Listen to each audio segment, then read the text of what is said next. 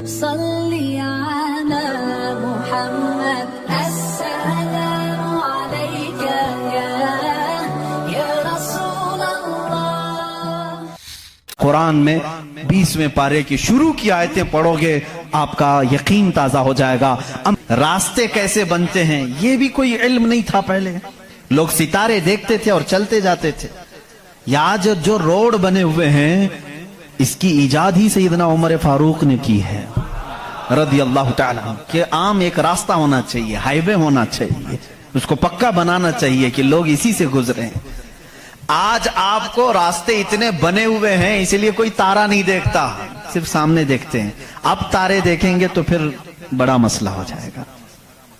اس زمانے میں تارے دیکھ کر کے چلتے تھے۔ عزیزان گرامی، یورپ کا حال اس زمانے میں یہ تھا کہ نالج نام کی کوئی چیز نہیں تھی۔ وہ لوگ انت وشواس، جیسے آج بھی ہمارے ہاں کچھ لوگوں میں موجود ہے، اندھا یقین، ان چیزوں پر بہت عمل کرتے تھے۔ جیسے اپشگن ہو جانا، یہ تمام معاملات میں بہت وہ آگے تھے۔ حتیٰ کہ بیماریوں کو بھی وہ بیماری نہیں سمجھتے تھے۔ جیسے آج یورپ جادو ٹونے پر یقین نہیں رکھتا، ہر چیز کو بیماری کہتا ہے، اس زمانے میں ہر بیماری کو وہ جادو سمجھتے تھے، شیطان سمجھتے تھے۔ بیماری کا ان کو ادراک بھی نہیں تھا۔ اسلام میں جو فقہا پیدا ہوئے، جو اطباء پیدا ہوئے، جو سائنسدان پیدا ہوئے، انہوں نے بیماری کے متعلق بہت سارے تحقیقات پیش کی۔ صرف یہ بات میں عرض کرنا چاہوں گا کہ قرآن اس زمانے میں نازل ہوا ہے جب علم کا وجود زیادہ نہیں تھا لوگوں کے پاس، اتنا کہ کوئی اکا دکا لکھنا جانتا تھا۔ اور کس پر نازل ہوا یہ بھی آپ کے ذہن میں ہونا چاہیے۔ دو چیزیں دماغ میں رکھیں، اس کے بعد پھر میں قرآن کی آیتیں پڑھتا ہوں۔ ایک ماحول ایسا ہے، سائنس کا وجود نہیں، علم کا وجود نہیں، علم نام کی چیز ہی نہیں تھی لوگوں کے پاس، اور جس پر نازل ہوا وہ ایسا رسول ہے جو کسی کا شاگرد بھی نہیں، کوئی استاد نہیں، محمد الرسول اللہ صلی اللہ تعالی علیہ وسلم۔ ان پر قرآن نازل ہوا، ایسے ماحول میں نازل ہوا جب کوئی علم جاننے والا نہیں تھا، اور جس پر نازل ہوا وہ کسی یونیورسٹی سے پڑھا، کسی کالج سے پڑھا، کسی مدرسے سے پڑھا ہوا رسول نہیں۔ اس رسول کا معلم اور استاد صرف خالق کائنات ہے۔ جبرائیل علیہ الصلوۃ والتسلیم کا بھی صرف اتنا کام رہا ہے، جو رب نے حکم دیا اتنا ہی پہنچا دیا، بلکہ بہت ساری قرآن کی باتیں ایسی ہیں جو جبرائیل پہنچا تو گئے لیکن اس کا علم انہیں بھی نہیں دیا گیا، انہیں بھی نہیں دیا گیا۔ اب یہ دو باتیں کسی کو بھی چیلنج کر کے بتا دینا، تاریخ کی سچائیاں اس بات کا انکار نہیں کر سکتی۔ اپنے تو اپنے، غیروں نے بھی حضور کی تاریخ لکھی ہے، اور سبوں نے اقرار کیا ہے کہ محمد صلی اللہ علیہ وسلم ایک ایسے پروفٹ ہیں جو پوری زندگی بھر کسی استاد کے پاس گئے نہیں، کسی استاد کے پاس گئے نہیں۔ اور یہ بھی حکمت ہے میرے مولا کی، اسی لیے ہم اس رسول کو النبی الامی کہتے ہیں۔ امی کا مطلب کچھ بیوقوف لوگ آج کے زمانے کے جو بدعقیدہ ہیں وہ ان پڑھ کرتے ہیں، رسول ان پڑھ تھے، معاذ اللہ۔ بیوقوفوں تمہیں معلوم نہیں، امی کا مطلب ہوتا ہے کسی سے پڑھا ہوا نہیں۔ ان پڑھ میں اور کسی سے نہ پڑھا ہوا ہونے میں بہت بڑا فرق ہے۔ یہ دو باتیں ذہن میں رکھو، قرآن کس ماحول میں نازل ہوا اور جس پر نازل ہوا وہ کسی کا شاگرد نہیں۔ اب اس کی باتیں جب ہم بیان کرتے ہیں، سائنسدانوں کی آنکھیں پھٹی کی پھٹی رہ جاتی ہیں۔ وہ قرآن بیان کر رہا ہے ان فی خلق السماوات والارض لآیات لأولی الالباب، بے شک یہ زمین کی پیدائش میں، آسمانوں کی پیدائش میں بڑی میری نشانیاں ہیں۔ اللہ فرما رہا ہے رات کو ہم زائل کرتے ہیں، اسی سے دن نکالتے ہیں۔ قرآن یہ کہہ رہا ہے وَجَعَلْنَا مِنَ السَّمَاءِ، آسمان سے اللہ تبارک و تعالیٰ نے یہ وَجَعَلْنَا السَّمَاءَ سَقْفًا مَحْفُوظًا، قرآن کہتا ہے ہم نے آسمان کو ایک محفوظ چھت بنایا ہے۔ قرآن یہ کہہ رہا ہے آسمان اور زمین ملے ہوئے تھے، ہم نے دونوں کو پھاڑ کر کے الگ کر دیا اور دونوں کے منہ کھول دیا۔ یہ قرآن اس زمانے میں کہہ رہا ہے علم فلکیات جس کو آسٹرونومی کہتے ہیں، علم ارضیات جس کو جیو فزک کہا جاتا ہے، زمین کے معاملات، آسمان کے معاملات جاننے والا اس زمانے میں کوئی نہیں. اس وقت قرآن کہہ رہا ہے آسمان و زمین ملے ہوئے تھے, ہم دونوں کو پھاڑ دیے, ہم نے ان دونوں کو پھاڑ دیا اور دونوں کے منہ کو کھول دیا.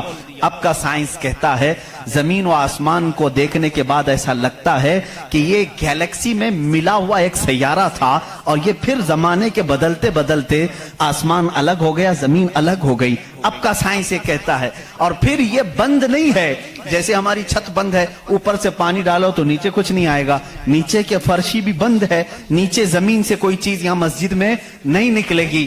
سائنس اب یہ کہہ رہا ہے آسمان میں جگہ جگہ سوراخ ہیں, منہ کھلا ہوا ہے, زمین میں بھی جگہ جگہ سوراخ ہیں, دکھنے والے نہیں, یہ کھلا ہوا ہے. اس کا مطلب میں بھی سمجھ نہیں پایا تھا, آسمان کھلا ہوا ہے, زمین کھلا ہوا, منہ کھلا ہوا ہے, کیا مطلب؟ کہا کہ اللہ تعالیٰ جب چاہے آسمانوں پر پانی ڈالے تو اپنا منہ کھولتا ہے, بارش برستی ہے, اور زمین کا منہ کھلا ہے. اس کا مطلب یہ ہے تم جہاں پر بھی جتنی گہرائی میں بھی زمین کے بیج ڈالو, اس کا منہ کھلا ہے, وہ سینہ پھاڑ کر باہر آتا ہے. اگر زمین بند ہوتی تو کوئی چیز زمین سے باہر نہیں نکلتی, زمین سے کوئی چیز باہر نکلتی ہے, اس کا مطلب ہے کہ ان کے منہ کھلے ہوئے ہیں. سائنس نے اب بھی کہا کہ آسمان کا منہ کھلا ہوا ہے, زمین کا منہ کھلا ہوا ہے. قرآن کس ماحول میں نازل ہوا ہے جب سائنس کا وجود نہیں. ہاں اگر تم یہ کہتے شاید محمد صلی اللہ تعالی علیہ وسلم بہت بڑے کسی سائنسدان کے شاگرد ہوں گے تو تمہارے تاریخ لکھنے والے ہی تمہارے چہرے پر زناٹے دار تھپڑ ماریں گے, اس لیے کہ وہ رسول اپنی 63 سالہ زندگی میں کبھی کسی کے شاگرد نہیں ہوئے, حتیٰ کہ سید الملائکہ کے بھی وہ شاگرد نہیں ہوئے. قرآن یہی کہہ رہا ہے زمین کی پیدائش میں, آسمان کی پیدائش میں میری نشانیاں ہیں. عزیزان گرامی, اب میں وہ نشانیاں گناؤں بہت طویل وقت درکار ہے. کبھی آپ نے محسوس کیا کہ آسمان اللہ کی نشانی ہے, اللہ کی نشانی ہے؟ دیکھیں یہاں سب سے بڑی بات, قرآن میں کئی جگہوں پر یہ بات آئی ہے افلا تتدبرون, افلا یتدبرون, افلا تعقلون, افلا تتفکرون. اس کا مطلب ہوتا ہے کیوں تم غور و فکر نہیں کرتے, کیوں تم سوچتے نہیں, کیوں تم تحقیق نہیں کرتے, ریسرچ نہیں کرتے؟ رب تعالیٰ بار بار یہ فرما رہا ہے. یہ کس کے لیے ہے؟ میں ان لوگوں کے لیے کہتا ہوں جو ایک خدا کو چھوڑ کر کروڑوں کے سامنے جھک رہے ہیں. میں ان سے کہتا ہوں تم سوچتے کیوں نہیں؟ کون ہے تمہیں پیدا کیا ہے, کون ہے جو تمہیں بنایا ہے؟ قرآن دعوت دے رہا ہے ان کو سوچنے کی. میرا یقین یہ کہتا ہے جو بھی انسان اس کائنات میں ہے اللہ نے اسے اتنی عقل ضرور عطا کی ہے کہ اگر وہ سوچنے پر آ جائے تو وہ اپنے رب تک ضرور پہنچے گا. اگر وہ غور و فکر کرنے پر آ جائے تو جھوٹے خداؤں کو چھوڑ دے گا. ایک صحابی ہیں حضور صلی اللہ تعالی علیہ وسلم پر ایمان لانے کے بعد وہ کہتے ہیں حضور ایام جہالت میں ہمارے سے 2 ایسے معاملات ہوئے, ایک واقعہ یاد کرتا ہوں تو رونا آتا ہے اور ایک واقعہ یاد کرتا ہوں تو ہنسی آتی ہے. جہالت میں ہم کچھ ایسے کام کرتے تھے اسلام لانے سے پہلے کہ ایک واقعہ ایسا ہے کہ ہم رو پڑتے ہیں یاد آتی ہے تو, اور ایک واقعہ ایسا ہے کہ وہ یاد آتی ہے تو ہنس پڑتے ہیں.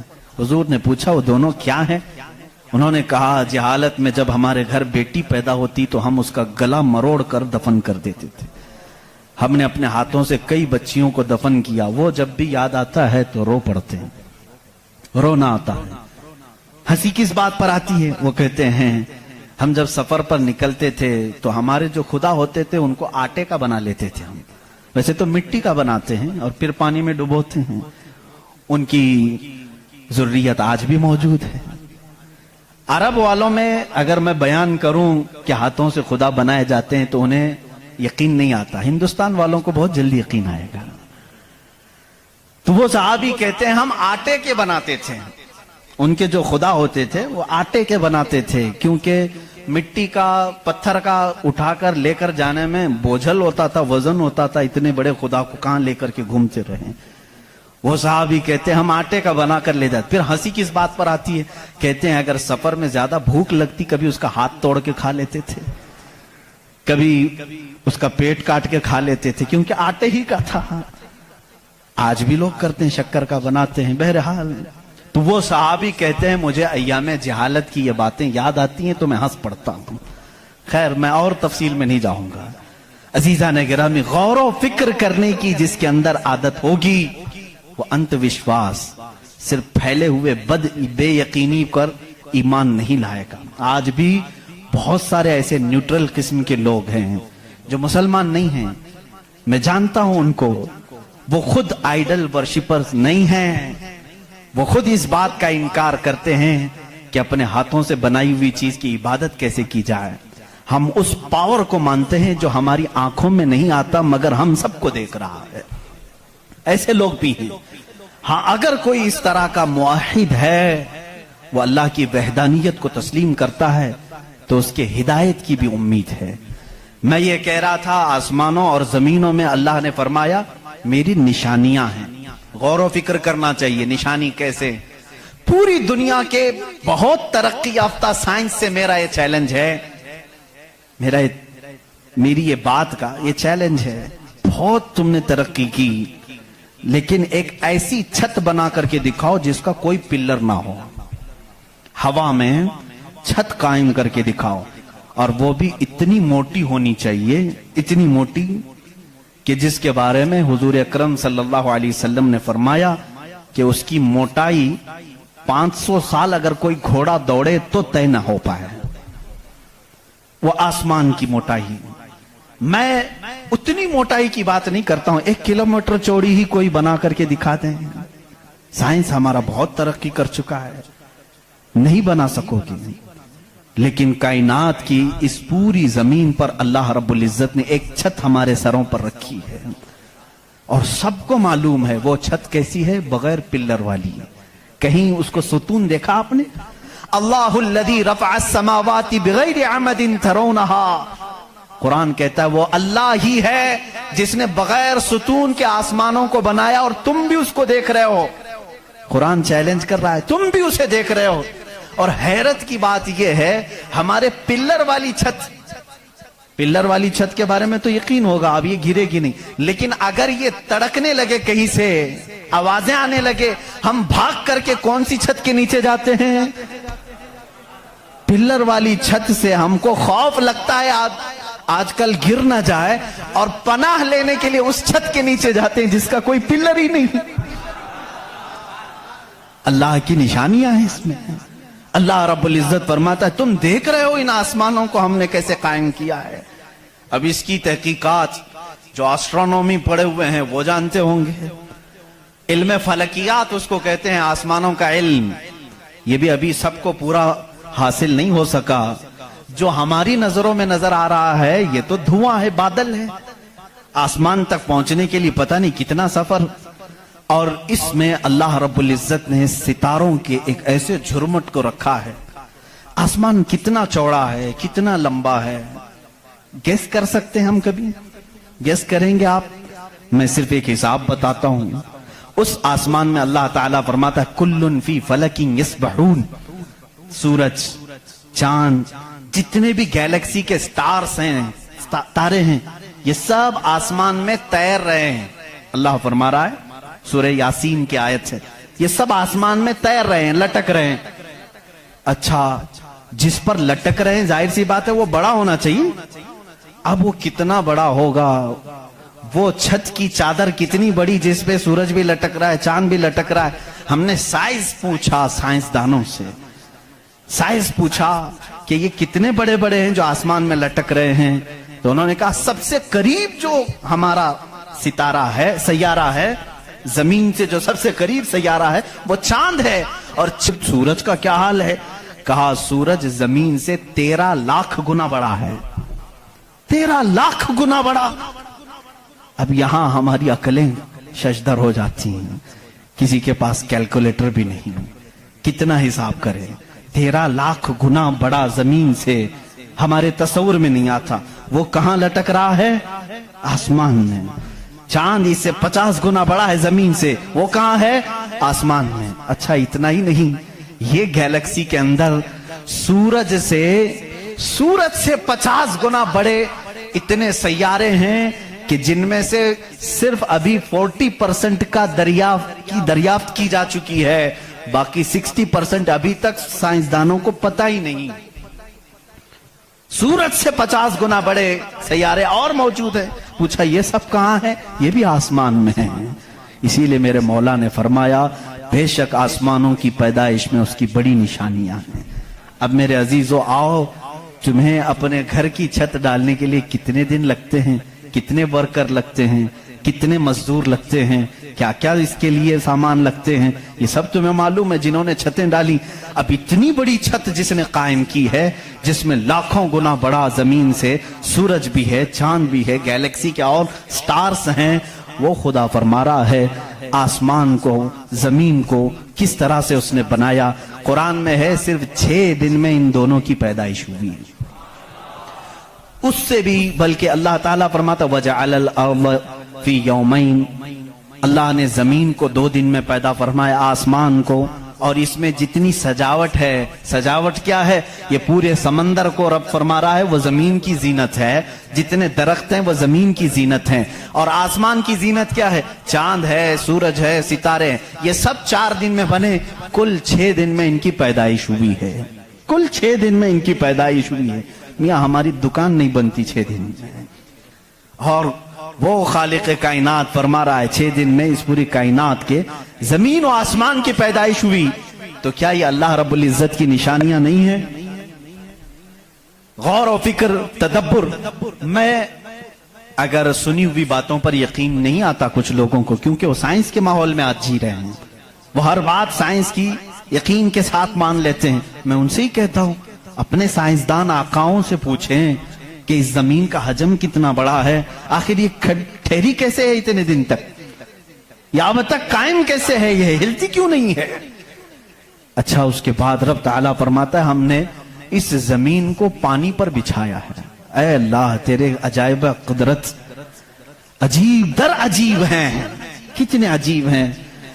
آپ سے میں کہتا ہوں حوض میں یا مسجد کا بھی حوض ہے، جاؤ ایک چادر اس کے اوپر بچھاؤ، ٹاول لے کر کے بچھاؤ، کتنی دیر تک وہ پانی پر کھڑا رہے گا؟ ٹاول، چادر، اس کی موٹائی کتنی ہے؟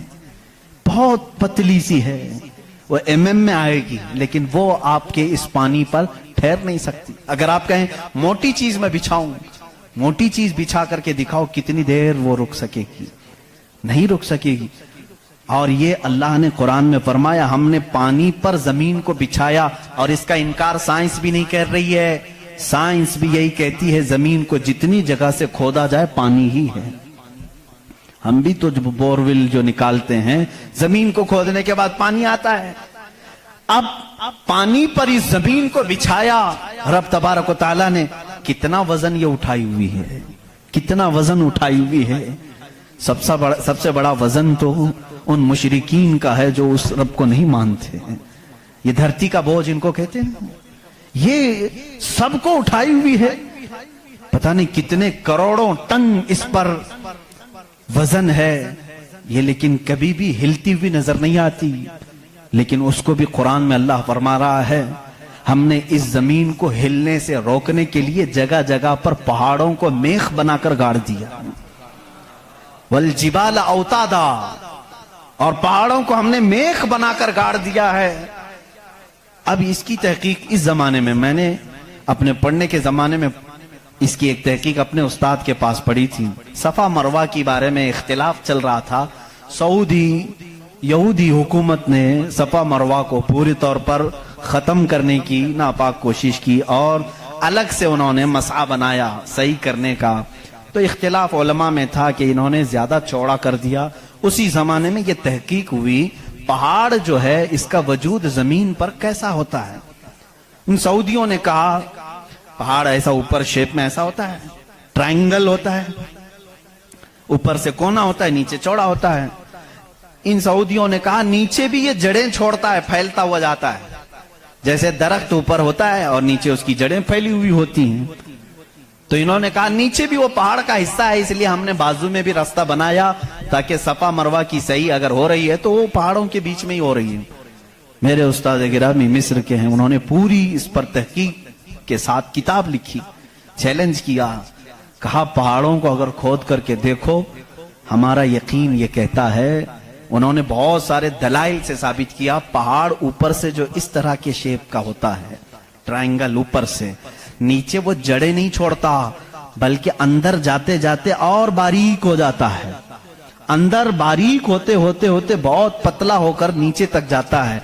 मैंने पूछा नीचे कितनी अंदर तक है? उन्होंने कहा जो पहाड़ तुम्हें ऊपर दिख रहे हैं ये पहाड़ का 1% है, बाकी 99% पूरा नीचे होता है। ये पहाड़ों की ऊंचाई, ये पहाड़ों की जो ऊंचाई है ये 1% है, 99% पूरा नीचे होता है। हैरत में पड़ गए, इतना नीचे पहाड़ है। कहा यही तो बात है, क्या तुम दीवार में जब मेघ ठोकते हो तो ऊपर कितना दिखता है और अंदर कितना रहता है? 2 इंच का अगर हम ले रहे हैं मेघ और कील तो उसका मुंह सिर्फ ऊपर थोड़ा सा, वो भी mm में होगा, और 2 इंच तक अंदर वो दीवार में धंसा हुआ होगा। और जब कुरान में मौला ने फरमाया है जमीन पर हमने पहाड़ों को मेख बनाकर गाड़ दिया है, आज साइंस ये कह रहा है कि पहाड़ 9 गुना नीचे अंदर तक मौजूद है। कुरान किस जमाने में नाजिल हुआ? एस्ट्रोनॉमी नहीं थी, एस्ट्रोलॉजी नहीं थी, जमीन के ये जियोफिजिक नहीं थे, आला जात नहीं थे, तहकीक के लिए माइक्रोस्कोप टेलीस्कोप कुछ नहीं था। उस जमाने में कुरान जमीन के अंदर की बात बता रहा है। ये अजीम मौजिजा है कुरान का मेरे अजीजों। इसीलिए कुरान कहता है सोचते क्यों नहीं, फिक्र क्यों नहीं करते? वही है खालिक कायनात जिसने इस पूरे निजाम को बना रखा है। ये इतनी नहीं है, ये जो जमीनों में नजर आ रही हैं इनकी तहकीकात करते करते कई लोगों की जिंदगियां खत्म हो गई। कुछ चांद की तहकीक पर चले, कुछ सूरज की तहकीक पर चले, कुछ जमीन की तहकीक पर चले। इंसानों को भी अल्लाह ने ये इल्म दिया है, ये अक्ल दिया है। ये जो साइंसदान अपनी तहकीक कर रहे हैं ये कभी ये ना समझें कि ये हमारी मारे हुए तीर हैं, बल्कि अल्लाह अपने बंदों को खुद इतनी समझ बूझ देता है कि वो उसकी निशानियों की खोज लगाएं और कायनात को बताएं कि कोई तो है जो ताकत इसे चला रही है, कोई तो है निजाम जो इसकी परवरिश कर रहा है। लेकिन ये धोखाबाज बन जाते हैं कुछ लोग कि वो तहकीक करके समझ तो जाते हैं, लेकिन बाद में जब उनको इल्म होता है कि इसके पीछे कोई ताकत है वो बता नहीं पाते, इसलिए कि कुफ्र इनके दिलों में रच बस चुका है।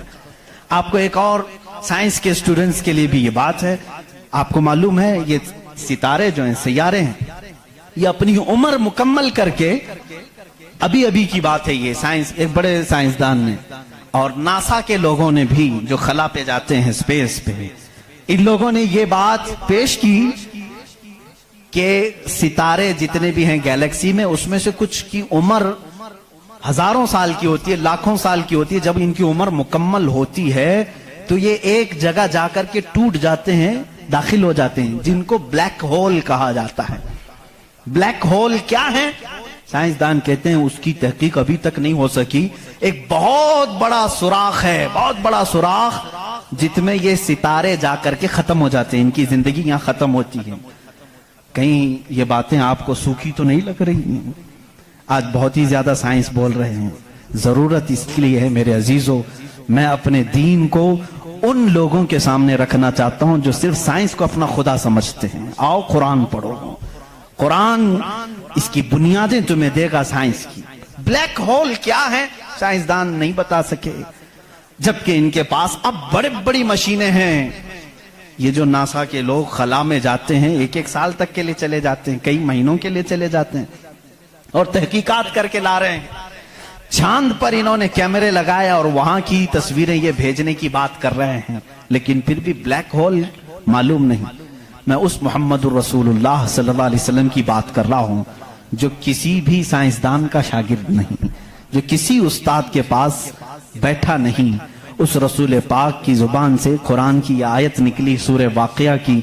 अल्लाह फरमाता ला उक़सिमु बिमवाक़िअन नुजूम इन्नहु लक़समुन लौ तअलमून अज़ीम। अल्लाह फरमाता कसम है उस जगह की जहां जाके सितारे टूट जाते हैं, बेशक अल्लाह रब्बुल इज्जत की इसमें बड़ी शान है अगर तुम समझ सको। एस्ट्रोनॉमी को कुरान बता रहा है कि ब्लैक होल हैं, मवाक़िउन नुजूम उनको कहा गया है, जहां सितारे जाकर फना होते हैं। अजीजान गिरामी, ये तकलीफ सिर्फ हमारी है कि हमने कुरान अजीम को उस लेवल के एतबार से पढ़ा नहीं।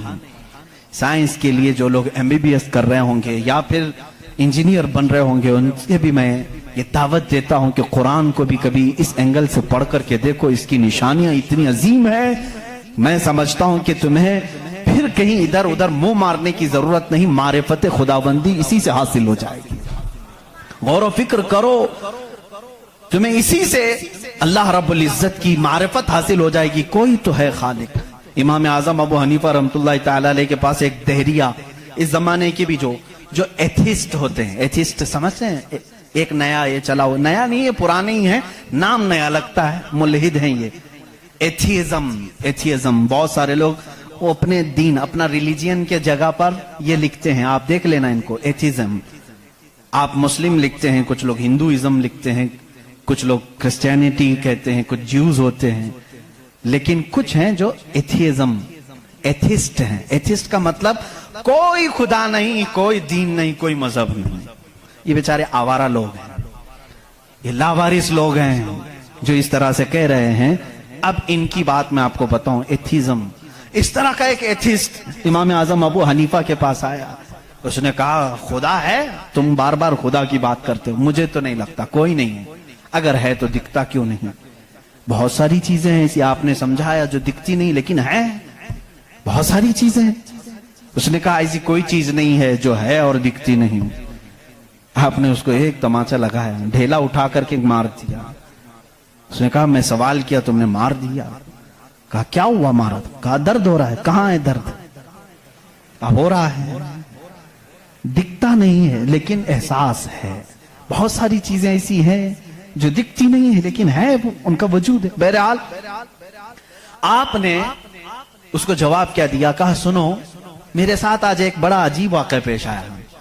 میں سمندر کے کنارے گیا تھا، میں نے دیکھا ایک کشتی کو، اور وہ کشتی کی تعجب خیز بات یہ تھی کہ وہ اکیلے چل رہی ہے، کوئی نہیں چلا رہا، سامان خود سے وہ لاد لیتی ہے اپنے اوپر اور چل پڑتی ہے سیدھے راستے پر، پھر تھوڑی دیر کے بعد ساحل پر آتی ہے اور اپنا سامان خود ہی اتارتی ہے، پھر جیسے ہی وقت ہوتا ہے پھر چل پڑتی ہے۔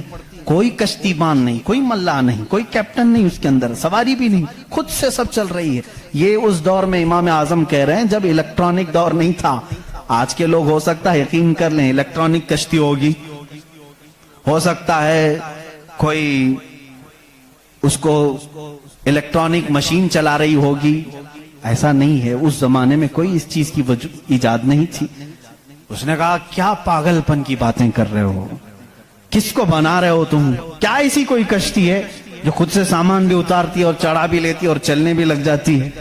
امام اعظم ابو حنیفہ رحمۃ اللہ علیہ نے فرمایا اتنا تیرا دماغ چلتا ہے کہ کوئی کشتی سمندر پر بغیر چلانے والے کے نہیں چلتی۔ یہ پورے دن اور رات کا نظام اور لوگوں کی موت و حیات کا نظام، زمین سے پودوں کو نکالنے کا نظام، برابر وقت پہ موسم کے آنے کا نظام بغیر کسی کے چلائے کیسے چل سکتا ہے؟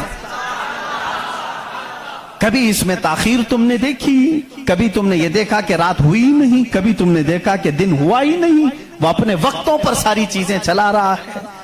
عزیزان گرامی، ان تمام چیزوں میں ایک نشانی ہے اس کے وجود کی۔ اسی لیے اللہ رب العزت نے سورہ اخلاص میں یوں فرمایا قل هو اللہ احد، اے محبوب آپ فرما دے وہ اللہ ایک ہے۔ اب ایک ہونے کی نشانیاں بھی بہت ہیں، ایک ہونے کی نشانیاں بھی بہت ہیں۔ ہم بچپن میں پڑھتے تھے، ہمارے پاس ایک ہمارے والد کتاب پڑھاتے تھے، اس میں ایک سوال ایک بوڑھی عورت سے کسی نے کیا تھا کہ بڑی بھی تم نے اللہ کو ایک مانا ہے؟ کہا ہاں بالکل۔ وہ چرخہ سیلتی تھی، چرخہ جس میں کپڑے سلے جاتے ہیں۔ مولوی صاحب نے پوچھا کیا دلیل ہے کہ کوئی نظام کو چلا رہا ہے، کوئی ہے خدا؟ اس نے کہا میری مشین یہ سب سے بڑی دلیل ہے میرے لیے۔ کہا کیسے؟ کہا یہ جو چکر کاٹتی ہے مشین، جب تک میں پاؤں ہلاتی نہیں یہ چرخہ چلتا نہیں۔ یہ نظام شمسی پورا بغیر کسی کے چلائے کیسے نہیں چلتا؟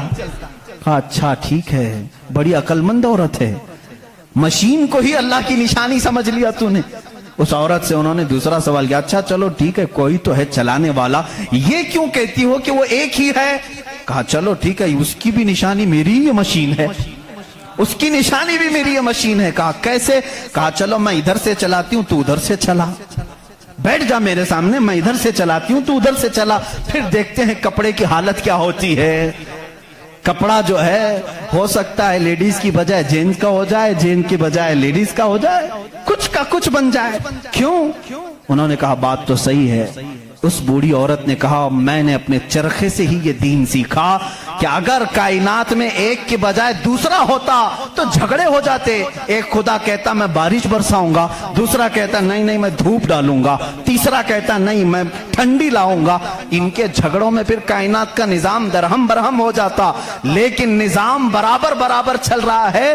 اس بات کی دلالت ہے کہ چلانے والے دو نہیں ایک ہی ہیں. تو نہیں ہے, ایک ہی ہے. اگر دو ہوتے, اسی کو اللہ نے قرآن میں فرمایا لو کان فیہما آلہۃ الا اللہ لفسدتا. اگر زمین و آسمان میں دو خدا ہوتے اللہ کے علاوہ, رب فرما رہا ہے ضرور اس میں فساد ہو جاتا, ضرور فساد ہو جاتا. اس لیے کہ ایک جو عقل سے ہمارے درمیان ہم نے دیکھا ہے جو چلا سکتا ہے, وہ دو لوگ نہیں چلاتے. دو لوگوں کی ذہنیت الگ ہو جاتی. اب اس کو فلسفے میں آئیں گے, جس کو فلسفی کہتے ہیں. یہ بھی ایک علم ہے. فلسفی لوگوں کے دماغ کے اعتبار سے بھی ہم نے اس کو ثابت کیا. اگر دو ہیں, پہلی بات آپ کے دماغ میں یہ ہونا چاہیے کہ خدا وہ ہے جو کسی کا محتاج نہیں.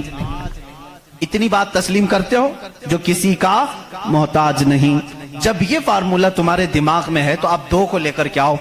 دو کو لاؤ گے تو دونوں کا دماغ ایک ساتھ نہیں چلے گا.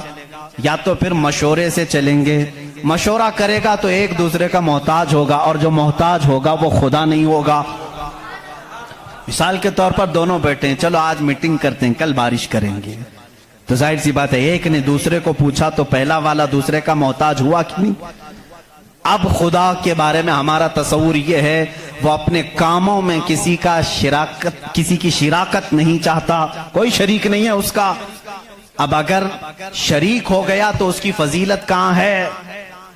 ایک ہونے میں جو فضیلت ہے وہ دو میں ہے نہیں. ایک ہونے میں جو فضیلت ہے وہ دو میں ہے نہیں. اسی لیے ہم لاکھوں کروڑوں کے سامنے سر جھکانے والوں سے کہتے ہیں مان لو ایک ہی کو تسلیم کرو. اس لیے کہ جتنے ادیان ہیں دنیا میں تقریباً سب کے ہاں ایک تصور ہے خدا کا تصور. ایتھیزم کو چھوڑ کر کے میں باقی سب کی بات کروں, ہندوؤں کے نظریات میں بھی خدا کا تصور ہے, کوئی تو ہے, ایک بھگوان کے کچھ بھی نام لیں. عیسائیوں کے مذہب میں یہی ہمارے رب ذوالجلال کا تصور ہے, خدا کا وہ بھی یقین کرتے ہیں. یہودی بھی خدا کو مانتے ہیں, سکھوں کے ہاں بھی ہے. تقریباً دنیا میں جو بھی ریلیجیس ہے, کسی مذہب کو مانتا ہے, ان سب مذہبوں میں خدا کا تصور ہے. لیکن اب یہ جھگڑا ہے کہ ماننے میں کون خدا ہے کون نہیں ہے. یہاں تک تو سب متفق ہیں, ہے کوئی تو ہے, لیکن یہاں آ کر کے چوک جاتے ہیں کہ کس کو ماننا چاہیے کس کو نہیں. اس لیے میرے عزیزو, اسلام نے وہ نشانیاں رب ذوالجلال کے واحد ہونے کی اور اس کے طاقتور ہونے کی رکھی ہیں جس کو آج تک دنیا انکار نہیں کر سکی, اور قرآن کے اس معجزے کو آج تک کوئی چیلنج نہیں کر سکا. میں سائنسدانوں سے بھی کہتا ہوں, آپ کو ایک بات یہ بھی میں بتا دوں, ابھی 18ویں صدی کی بات ہے. 18ویں صدی میں امریکہ کا سفر کرنے والے ایک سائنسدان نے ایک نئی چیز کا انکشاف کیا. اٹلانٹک اوشین میں یا سمندر کے ایک حصے میں ایک ایسی جگہ ہے جو بالکل ہی ڈارک ہے, ڈارک سپیس اس کو کہتے ہیں. یعنی وہاں روشنی بالکل نہیں, سورج کی ایک کرن بھی وہاں نہیں آتی, اتنی وہاں تاریکی ہے. یہ کب؟ 18ویں صدی میں, یعنی آج سے 200 سال پہلے کی بات ہے. اس نے انکشاف کیا, دنیا کو بتایا میں نے ایک ایسی جگہ دیکھی, بہت ہی ڈارک ہے, بہت اندھیرا ہے. وہ جب واپس آیا تو علماء ربانیین نے سورہ نور کی قرآنی آیتیں پڑھی. اللہ فرماتا ہے کہ اذا اخرج یدہ لم یکد یراہ ومن لم یجعل اللہ لہ نورا فما لہ من نور. اللہ فرماتا ہے ہم نے کائنات میں ایک ایسی جگہ رکھی ہے کہ اس پہ اندھیریوں پر اندھیریاں ہیں, اگر تم ہاتھ بھی نکالو گے تو ہاتھ بھی نظر نہیں آئے گا, ہاتھ بھی نظر نہیں آئے گا. یہ کہاں کا؟ یہ علم البحر جس کو کہتے ہیں, سمندروں کا علم رکھنے والا جو پوری زندگی سمندروں کی کھوج میں لگا دیا, وہ لا کر کے بتایا. اس نے سوچا میں بہت بڑا تیر مارا ہوں, لیکن جب بتایا قرآن پڑھنے والوں نے کہ یہ تو قرآن میں ہے, اللہ فرما رہا ہے ایک ڈارک سپیس ہے کائنات میں جہاں تم ہاتھ بھی نکالو گے تو نہیں نظر آئے گا, اتنا ڈارک ہے. وہ سٹ پٹا گیا, پریشان ہوا. میں اس کی تحقیق کروں گا. یہ قرآن میں آئی کیسے بات؟ سب سے پہلا دنیا کا میں انکشاف کرنے والا ہوں, میں اس کو سب کو بتانے والا پہلا فرسٹ آدمی میں ہوں. یہ پہلے سے کہاں سے آ گئی قرآن؟ پھر وہی دو باتیں میں بتاتا ہوں میرے عزیزو. اس کو بھی یہی جھٹکا لگا کہ یہ قرآن اس زمانے میں نازل ہوا جب سائنس کا وجود نہیں تھا, اور اس پر نازل ہوا جس کو دنیا میں کسی نے سکھایا نہیں تھا.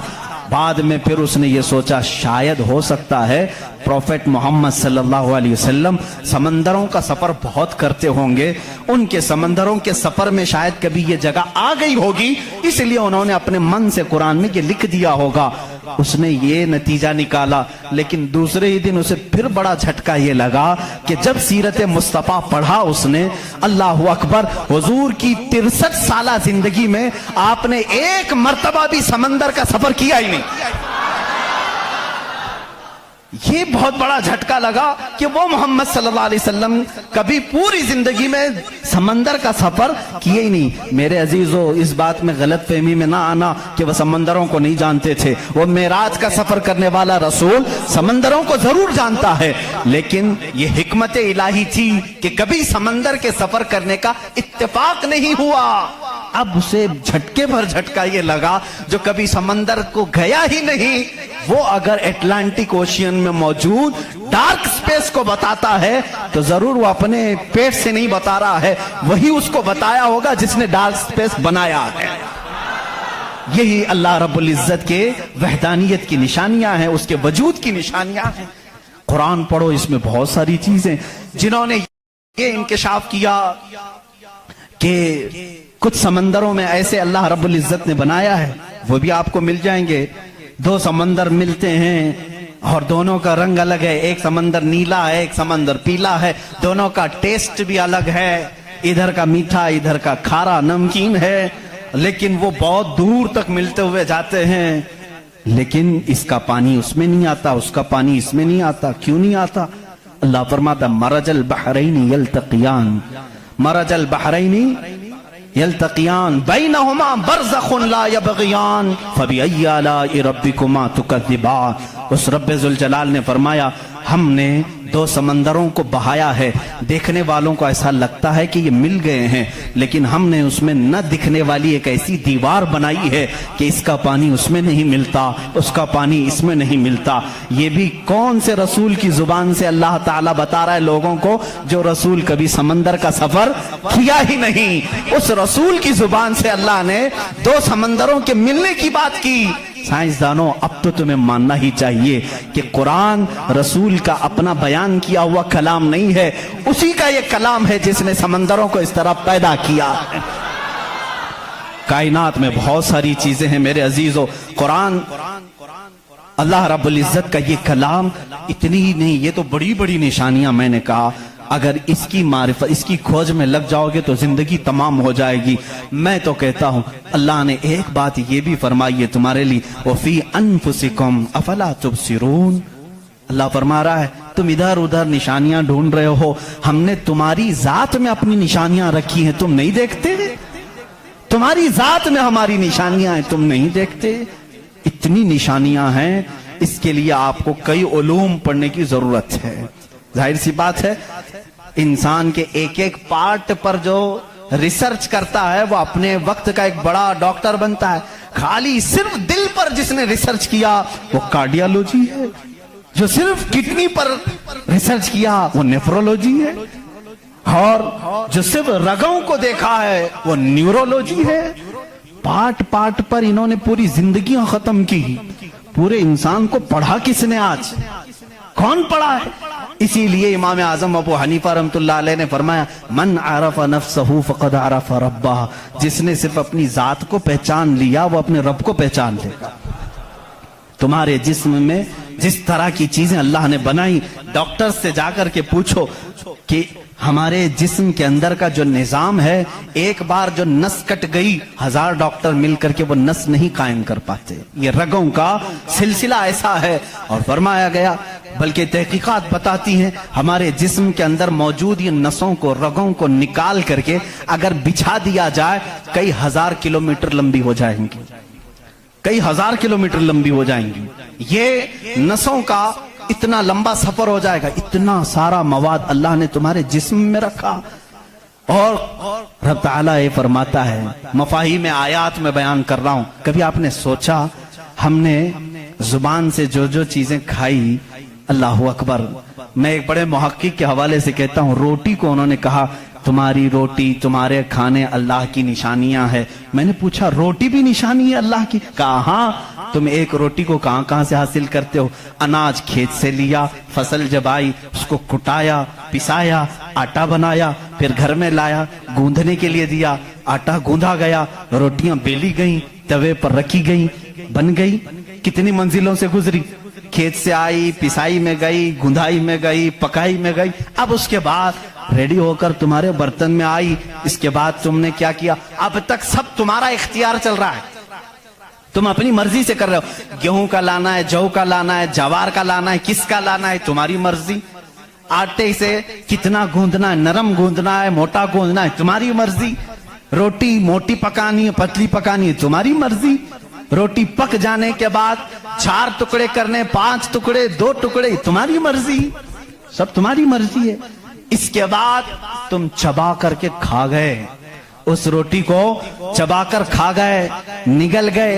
ये रोटी जब हलक से उतर गई, अब तुम्हारी मर्जी नहीं है। उस एक ही रोटी से गोश्त भी बनता है, उसी एक रोटी से खून भी बनता है, उसी एक रोटी से मनी भी बनती है, उसी एक रोटी से पीप भी बनता है, उसी एक रोटी से कफ और बलगम भी बनता है, उसी एक रोटी से सब चीजें बन जाने के बाद हमारे फुजलात भी निकलते हैं। मैं नहीं समझ पाया, ऐ मेरे अजीजों मुझे बताओ, एक रोटी लो, उसके एक टुकड़े से तुम गोश्त बना के दिखाओ, दूसरे टुकड़े से तुम खून बना के दिखाओ, तीसरे टुकड़े से तुम पीप बना के दिखाओ, चौथे टुकड़े से तुम बलगम बना के दिखाओ, नहीं कर सकोगे।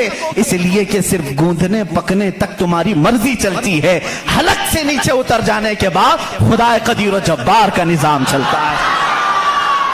तुम्हारे रिस्क में उसकी निशानियां हैं। कौन है जो बनाता है हमारे जिस्म के अंदर इस रोटी से हमारे जिस्म का हिस्सा?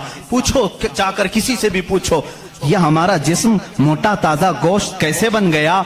ये खाने अच्छे खाओगे, इससे बन गया। हमने कहा हम खाने काजू बादाम भी खा रहे हैं तो भी गोश्त बन रहा है, रोटी खा रहे हैं तो भी गोश्त बन रहा है, चावल खा रहे हैं तो भी गोश्त बन रहा है। और खून ऐसा लिक्विड है कि बाजार में मिलता नहीं, किसी इंसान का ही लेना पड़ता है। इसको कौन बनाया है? कहा इसको भी रोटी से ही बनाया है, काजू बादाम से ही बनाया है, फलों से ही बनाया है। हम पूरी दुनिया की ग़िज़ाएं लाकर चक्की में पीस करके भी खून का एक कतरा नहीं पैदा कर सके, लेकिन वो रब्बे ज़ुल जलाल हमारे लुक्मे के नीचे जाते ही निजाम को शुरू फरमा दिया है। कैसा वो निजाम है, कैसा वो निजाम है ऐ मेरे अजीजों। इसीलिए मेरा मौला फरमाता है फी अनफुसिकुम अफला तुबसिरून, तुम्हारी जात में मेरी निशानियां हैं, क्यों तुम नहीं देखते, क्यों तुम नहीं देखते?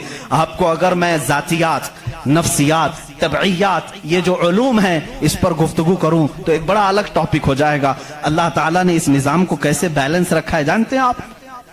कभी आपको मालूम है हमारे कानों में एक अलाइनमेंट होता है, जैसे व्हील अलाइनमेंट करते हैं, हमारे दोनों कानों के बीच में एक कतरा छोटा सा अल्लाह ने रखा है, ये बैलेंस को बरकरार रखता है। जो सनकी होते हैं, जिनको कहते हैं पागल हो गया, झोले खाता रहता है, ये कौन लोग हैं जानते हैं आप? जिनको कभी कभार फीड्स आ जाती है, चलते चलते आड़े टेढ़े हो जाते हैं, ये कौन है? जिनका सिर्फ वो कानों के बीच का एक कतरा भी हिल गया, तुम्हारा बैलेंस नहीं बिगड़ जाएगा। तुम खड़े कैसे होते हो? 2 पैरों पर सीधे खड़े रहते हो, जब तक चाहो खड़े रहो, चलना चाहो तो सीधे चलते हो। अगर वो बैलेंस चूक गया, जैसे कार व्हील अलाइनमेंट छूटने से इधर उधर जाने लगेगी, तुम्हारे पैर लड़खड़ाने शुरू हो जाएंगे। इस एक हल्के कतरे से अल्लाह ने तुम्हारे पूरे वजूद को रखा है।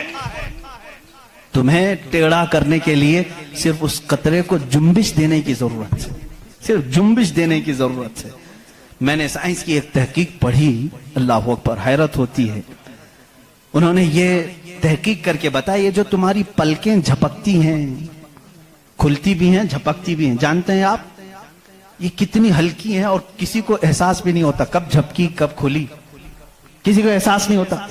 कहा इसके अंदर کون سی طاقت ہے؟ کیا ربر ہے، میگنیٹ ہے؟ کیسے یہ کیسے ہوتی ہے؟ اس کو ایک سائنسدان نے کہا کہ اگر کسی کی پلک جھپکنا چھوٹ جائے، نہیں جھپک سکتی، تو اس کو بلڈوزر سے کھینچ کے بھی بند نہیں کر سکو گے، اتنی طاقت لگا کر کے بھی اسے بند نہیں کر سکو گے، ایسا فلیکسیبل ہے، ایسا ربر ہے۔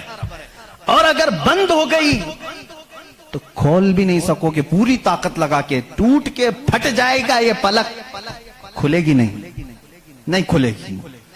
جھپک گئی تو وہی رہ گئی، کھلی تو بند نہیں ہوگی۔ پوری دوسری کوئی بھی الٹرنیٹ طاقت سے اگر تم چاہو اس کو بند کرنا یا کھولنا نہیں کر سکو گے۔ انہوں نے کہا بس ہمارے ان پلکوں میں اللہ تعالیٰ نے ایک ہلکا سا ربر رکھا ہے جو فلیکسیبل ہے اور بغیر تمہارے چاہے بھی یہ ہلتی ہے، بند ہوتی ہے۔ اور کہا کہ اگر ان پلکوں میں یہ جھپکنے اور کھلنے کا مادہ یہ ختم ہو جائے، یہ ربر، یہ فلیکسیبلٹی ختم ہو جائے تو وہ انسان پاگل ہو سکتا ہے، بلکہ آنکھ نہ بند ہونے کی وجہ سے وہ مر بھی سکتا ہے۔ وَفِي أَنفُسِكُمْ أَفَلَا تُبْصِرُونَ۔ ہم ان تمام نعمتوں کو سمجھ نہیں پاتے، بلکہ ایک دن میں ہزاروں بار جھپکتے ہیں، کھولتے ہیں، احساس نہیں ہے اس نعمت کا۔ اگر یہ بند ہونا ختم ہو جائے یا بند ہو گئی، کھل نہ سکے تو کیا کر لے جاؤ گے؟ کچھ نہیں کر سکو گے۔ بلکہ میرے عزیزو، تمہارے جسم پر موجود یہ رونگٹے، یہ بال بھی اللہ کی علامت ہیں، نشانیاں ہیں۔ جانتے ہو بال سب ایک ہی طرح کے ہیں، لیکن ابھی 2 ہی دن قبل میں پڑھ رہا تھا، ذہن کیا ہے جاتا نہیں ان چیزوں کی طرف، کیونکہ معمول پہ چل رہے ہوتے ہیں۔ ایک صاحب نے مجھ سے سوال کیا کہ حضرت بال جو ہے ہماری آنکھوں پہ بھی ہیں، پلکوں میں، اور اوپر بھووں پہ، آئی برو بھی ہیں، اور بال سر پہ بھی ہیں اور دیگر جگہوں پر ہیں۔ سر کے بال اور دیگر جگہوں کے بال بڑھتے ہیں، یہ بال بڑھتے کیوں نہیں؟ بال سیم ہے، بال سیم ہے، یہ بڑھتے نہیں، اور یہ بڑھتے ہی رہتے ہیں، ان کو جتنا کاٹو بڑھتے ہی رہتے ہیں۔ ایسا کیا ہے؟ اللہ اکبر۔ اس دن مجھے حیرت ہوئی، میں نے کبھی اس چیز پر توجہ نہیں کی، کبھی نہیں سوچا۔ ہو سکتا ہے آپ کا ذہن نہ گیا ہو۔ پڑھنے پر ایک محقق نے یہ بھی لکھا ہے، دیکھنے میں یہ سارے بال ایک طرح سے ہیں، ان بالوں میں ساری چیزیں ایک ہی طرح کی ہیں، دیکھنے میں یہ کالے ہیں تو وہ بھی کالے ہیں، قوت بھی ان کی سیم ہے، لیکن اللہ رب العزت نے ان بالوں میں بڑھنے کا خون رکھا ہے، ان بالوں میں بڑھنے والا خون آتا تک نہیں ہے، آتا تک نہیں۔ عزیزان گرامی، اس کی یہ نشانیاں ہیں بہت ساری، اس کی تحقیقات پھر کسی موقع پر میں عرض کروں۔ اور پیٹ کے اندر موجود چیزیں جو اپنا نظام خود بخود چلا رہی ہیں، نہیں چلا سکو گے، نہیں چلا سکو گے۔ دل جتنی مرتبہ یہ دھڑکتا ہے، اس کے اندر جو پریشر ہے، کہا گیا ہے یہ جو خون کو دبا کر کے جسم میں پھیلاتا ہے، اس کے متعلق سائنس یہ کہتا ہے اتنا پریشر ہے کہ دنیا میں کسی فوارے پہ، کسی فاؤنٹین میں اتنا پریشر نہیں ہوگا جتنا دل میں پریشر ہے، اور یہ اتنی تیزی سے ایک بار پمپ کرتا ہے کہ خون پورے جسم میں ناخن تک آ جاتا ہے۔ ایک بار کے پمپ پر ایک بار اس طرح دل نے دبایا خون کو بار، تو خون ناخن تک پہنچتا ہے، اتنا پریشر اس کے اندر ہے۔ امریکہ کی ایک لیبارٹری میں ایک پاکستانی عالم دین گئے تھے، کارڈیالوجی تھے وہ ڈاکٹر، وہ ایک عالم کو لے کر کے گئے، اور کارڈیالوجی نہیں، ریڈیالوجی بھی غالباً کچھ ہے، جس میں آوازیں سننے کا آلہ ہوتا ہے، ایک مشین ہوتی ہے جسم کے اندر حرکت کرنے والی ہر آواز کو اس میں سنا جا سکتا ہے۔ پلک آپ جھپکتے ہیں، آپ سانس لیتے ہیں تو اس کی آواز کیسی ہوتی ہے۔ تو انہوں نے کہا آج چلیے لیبارٹری میں آپ کو بتاتا ہوں کہ دل کی آواز، ہم تو یہاں ہاتھ رکھتے ہیں تو دھک دھک دھک کی آواز آتی۔ تو انہوں نے کہا ہم آپ کو اس سے سناتے ہیں، ایئر فون لگائے گئے، بڑی بڑی مشینیں تھی، ہلکی سی بھی وہاں پر ہوا بھی آتی تو اس کی زور آواز آتی ہے۔ وہ ایک لیب ہے، یہ عالم دین کہتے ہیں میں نے سنا دل کی آواز میں نے پوچھا اس ڈاکٹر سے کہ آپ کے ہاں ہر آواز کا نام لکھا گیا ہے، دل جو آواز کرتا ہے اس کا کیا نام ہے آپ کے یہاں؟ کہتے ہیں دل جو ہے لپ لپ لپ لپ یہ آواز کرتا ہے، سائنس میں یہ لکھا گیا ہے۔ وہ مسکرا ہے، کہا تھوڑی سی خطا ہو گئی، بلکہ دل کہتا ہے رب رب رب رب۔ ہر انسان کا دل جو دھڑکنے کی آواز آتی ہے مشینوں سے انہوں نے خود سنا۔ ہاں ہو سکتا ہے کچھ توتلے لوگ ہوتے ہیں را کو لا کہہ جاتے ہیں، ہو سکتا ہے تمہیں لپ لپ لپ سنائی دیا ہو، مگر میرا ایمان یہ کہتا ہے ہر دل رب رب رب ہی کہتا ہے۔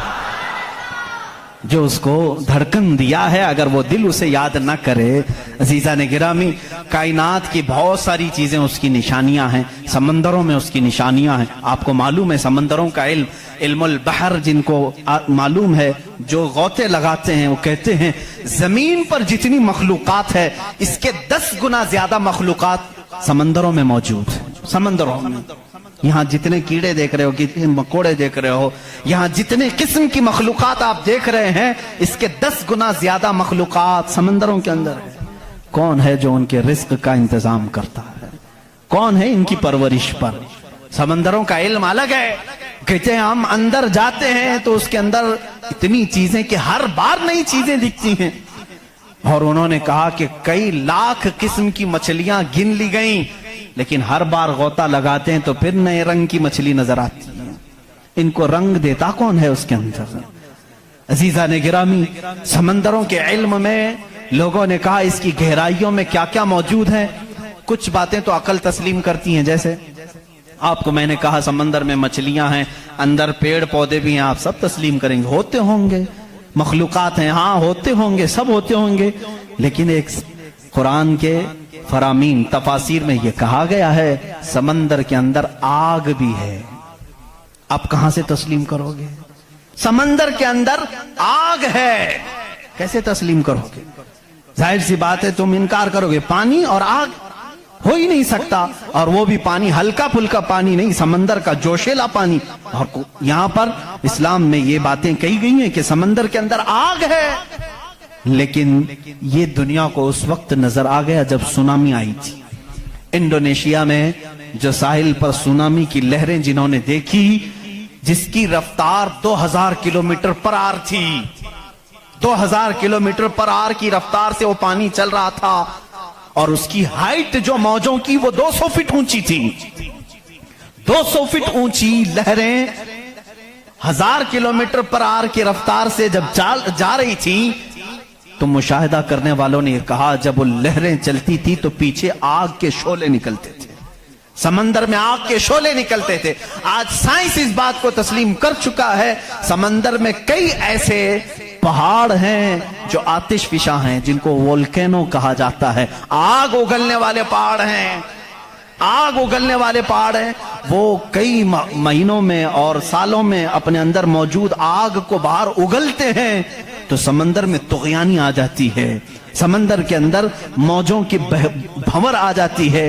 یہ تمام چیزیں آج سائنس کہہ رہا ہے، میرا مولا قرآن میں اس چیز کو بیان فرما رہا ہے، جبکہ پھر میں آپ کو بتا رہا ہوں قرآن اس ماحول میں اترا جب سائنس نہیں تھا، اور اس رسول پر اترا جو سمندروں کا سفر نہیں کیا تھا۔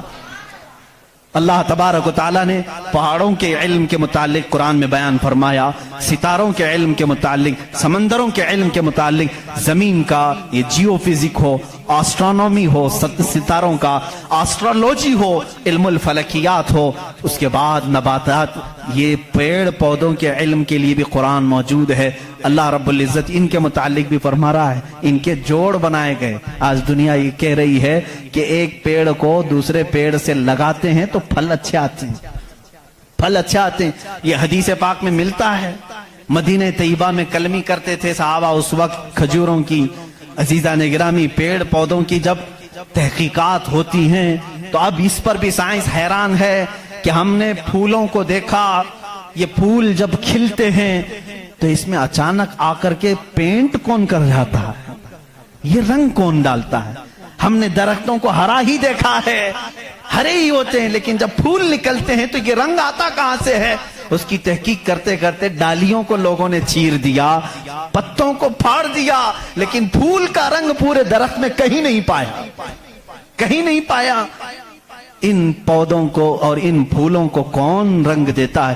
بلکہ حد تو یہ ہے میرے عزیزو، اس کی سب سے بڑی چیز یہ نشانیوں میں سے یہ بھی ہے کہ پیڑ پودوں کو تم لہلہاتے ہوئے آج دیکھتے ہو، ان کی پیدائش پر کیا تم نے غور و فکر نہیں کیا؟ یہ کیسے پیدا ہوتے ہیں، کیسے نکلتے ہیں؟ اللہ اکبر!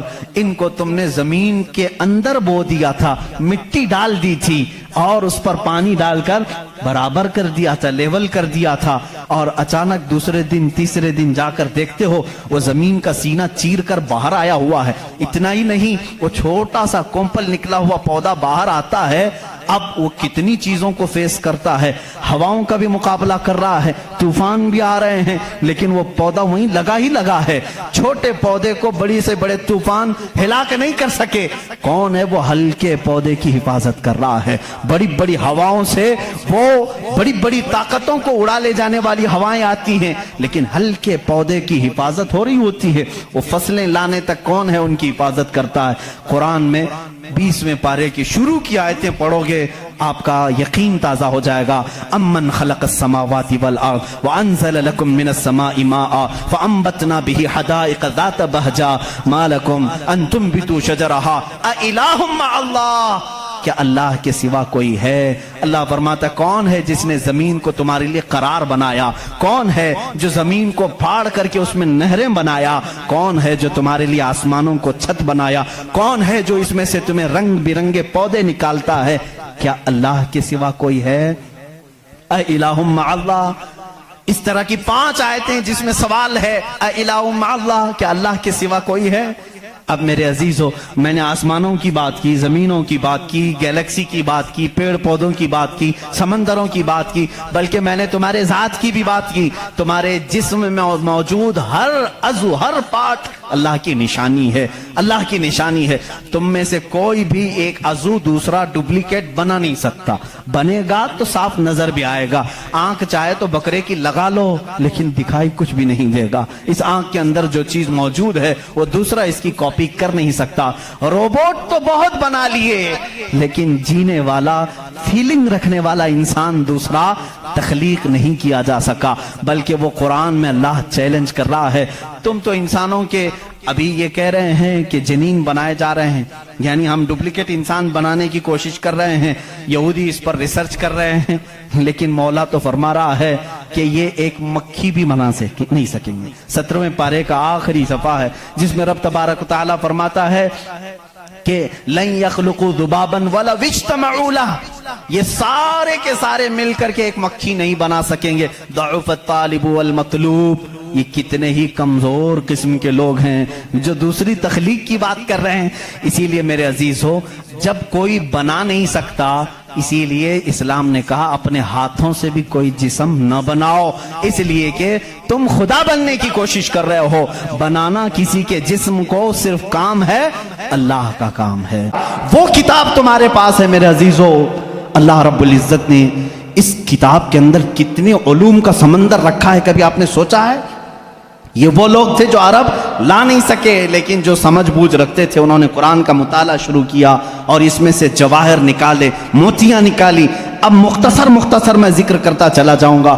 سارے علوم قرآن میں ہیں، میں اس کو کالج کے جو اسٹوڈنٹس ہیں یا جو پروفیسرز ہیں یا جو لیکچرر ہیں یا جو ڈاکٹرز ہیں، انجینئر ہیں، جو بھی ہیں، وہ آج میری اس تقریر کے مخاطب ہیں۔ سنو، قرآن پاک میں وہ علوم جس کی ایجاد آج کے زمانے میں کہی جاتی ہو، میں 14 صدیوں پہلے کی ان آیات میں تمہیں صاف واضح بتا سکتا ہوں کہ کون کون سے علوم قرآن میں آئے ہیں۔